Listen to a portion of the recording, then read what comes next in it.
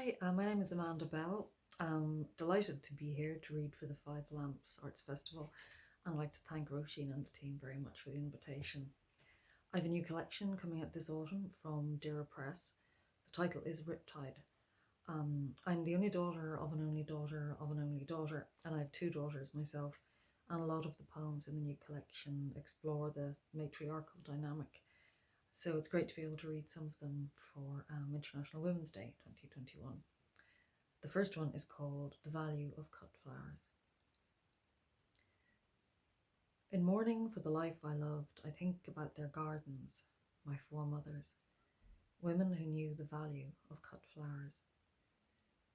Women who, through wars, TB, and polio, knew how to make a cutting strike and when to slice a spade through tangled roots.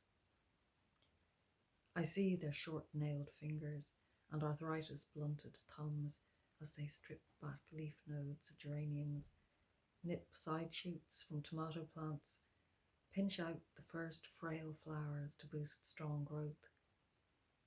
They sieved their compost to find tilth, snapped deadheads from blown roses, and when a tray of seedlings failed, began again, because things catch up. They knew that after every flush, the border must subside and seeded annuals to fill the gaps. From January snowdrops to Lenten roses in December, each month has its misfortunes, frost and infestation, gales that blast the apple buds, lay foxgloves flat, tear leaves from towering hollyhocks. This strange, dry spring, when nothing is right, I do my best to propagate, inspect my softwood cuttings for white threads of tiny roots, and try, without the proper grit, to make the most of what I've got, learn which plants will flourish, which survive. The next piece is a haibun, which is a Japanese hybrid form combining prose and haiku. This is called Coexistence, and it's just been published in the Haibun Journal. Day 0, the light of the supermoon beyond my window. There's a huge spider in our kitchen. It lives in a recess of the skylight. In a normal year, the window cleaners come 3 times with ladders and contain the spider's efforts to seed nests. This year, no one comes in, and a policy of live and let live seems kind. By late spring, the reveal of the skylight nearest to the back door is spattered with dark brown dots. A blood pattern analyst could identify the source by direction and trajectory. But we move through the days with a vague sense of detachment, watching dispassionately as the monochrome pollock spatters spread to the reveal of the next skylight and the next. We wonder if it is fly blood, but surely spiders suck their prey dry. Hollow fly sheaths hang from the ceiling, swaying in their silken bonds. We don't think too much about the spatters. We're too busy sterilizing our groceries. 5th week of lockdown, growing fatter with each day, peony buds. Midsummer, and the kitchen door is left open to let in the breeze. Long streamers of cobwebs sway in the currents of air. The skylight is high up, at least 3 meters. We shift the kitchen table so no one has to sit beneath it. We think vaguely that it's a good idea to have the flies kept in check. Still, every morning I wake up with new insect bites.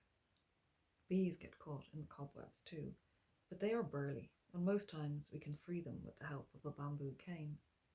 Sometimes we're too late. We're busy making inventories and face masks. By the hole in the soffit, a pair of starlings, beaks packed with worms.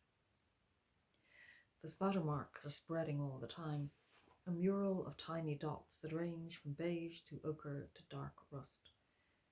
We consider that they may in fact be spider excrement, but how much can a spider excrete? Damp brown leaves. A crimson sexton beetle scuttles from his host. The kitchen has never seen such constant use. 4 adults cooking 3 meals a day, plus snacks, for 6 months now, has left a greasy film on every surface. Late summer, wiping down the kitchen counter after breakfast, I keep on going, moving onto the hob and up the splashback, unscrewing the cover of the extractor fan, and then propping a high stool on the counter to start on the tops of the cabinets. Eventually, there's nowhere left to turn to but the skylights. Each one is now beaded with little fluffy clusters.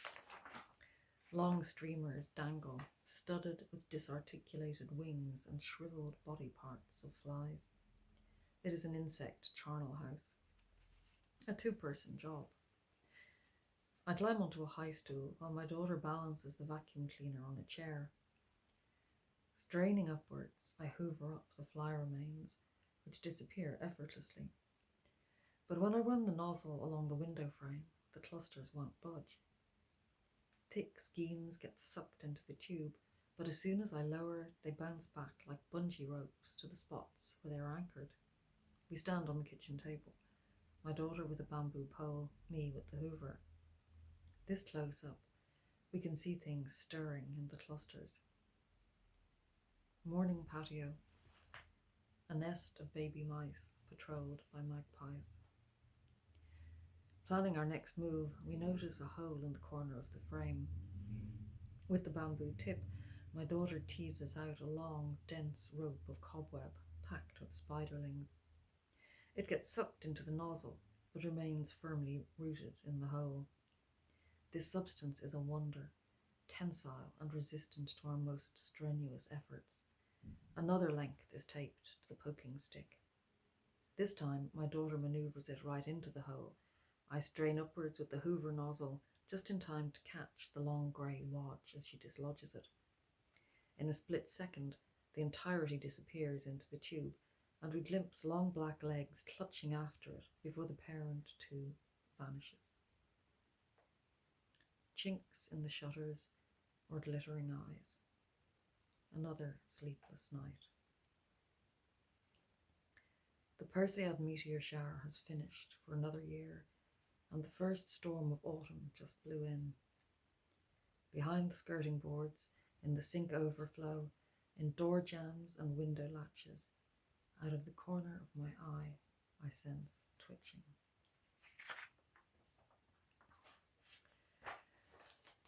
And the next poem is a transcreation from an original by the Indian poet Padma Sachdev, who's the first modern poet in the Dogri language.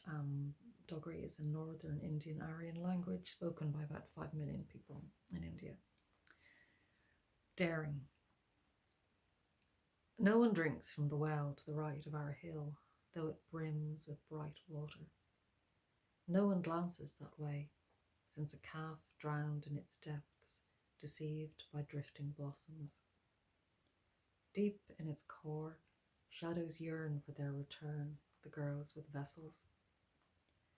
The water calls to me in daylight, implores me to imbibe it in full sight. At night I bathe unseen in its darkness, cup its coolness in my palms and raise it to my mouth. My thirst is as insatiable as love. I wrote the next 2 poems for my elder daughter, Elizabeth. The first was about when she was a small child, and the second I wrote when she was leaving home last year. My daughter, drawing. You rarely named your artworks. A pale blue line for sky, a yellow sun, Mum bigger than Dad in most of them, though both with rosy cheeks and jolly smiles. This one was different, a constellation of beatific forms at once diaphanous and sturdy. The title, when I asked you, was 7 Angels and a Vulva. I knew then we were doing something right. And I wrote this one last year when she was heading off on the ferry, little knowing that she'd be back a fortnight later for lockdown. Oh, bad for Elizabeth. As we drive along the quays at dawn, a clean sun lightly strokes the domes, transforms the city to a hallmark card, all baby pinks and blues, white clouds scudding out to sea as eastbound geese inscribe the sky with their goodbyes. At this hour, the homeless own the empty streets. At traffic lights, a bearded icon supplicates, but I drive on, my wallet left at home.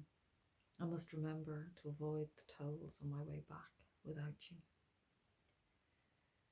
Throat catching on diesel fumes, I watch you disappear into the ship beneath your rucksack carapace. I envy you this barely broken day. Dublin Bay reflecting nacre. Everything you need in just one bag.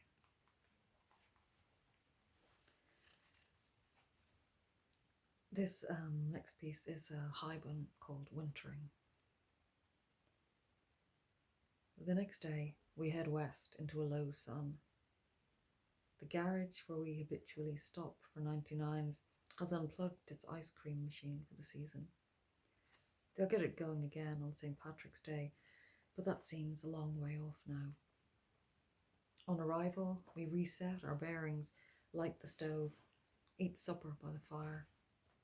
We doze off there in its glow, awaken stiff and chilled, and stagger upstairs, where we slip the fitful sleep of the depleted. The sun rises later here. When it appears over the knock-on, we don boots, walk the land, mark out trees for cutting. This batch will yield a few more years of burning. On the hill, a handful of sloes still cling to the blackthorn. We snap off dead twigs for kindling, harvest red and yellow willow. Among leaf drifts, we find badger trails, see where thrushes forage, remember rivers of bluebells, and prepare for spring. I take a hand tool and kneel to clear some space beneath the hazels, feel the cold seep through my jeans into my bones. My friend is dead. How can I plant crocus bulbs in this shallow soil?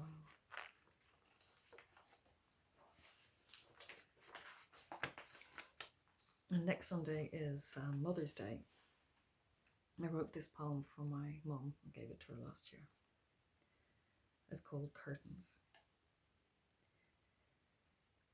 The windows were so tall, so wide, no floor was large enough to take the length of fabric.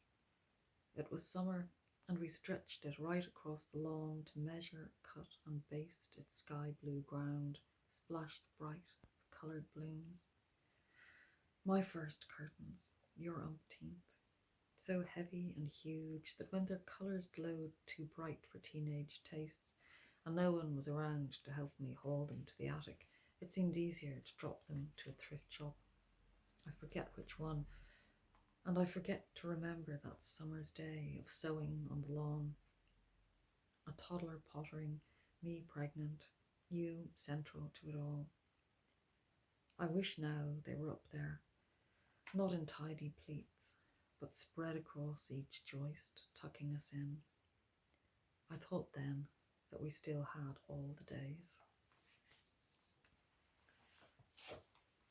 I'm going to finish with a poem from my first collection, First the Feathers, a hopeful poem, I hope. It's called Bumblebees. There was no need to fret about the bees. Their fragile nest unlidded as I pulled weeds beneath the apple tree, their squirming larvae naked to my gaze and to the sun. They watched me from the border while I hastily replaced the roof, before returning to rethread the fibres of their grassy home. In the cleared weeds I see their entrance and their exit, had their flight paths sweep the garden in an arc, stitching up the canvas of this space as if they could remake the world which lies in shreds around us. The dome moves as I watch it, the stretching of an inchoate form. When morning comes, it glistens with white dew. Thank you very much.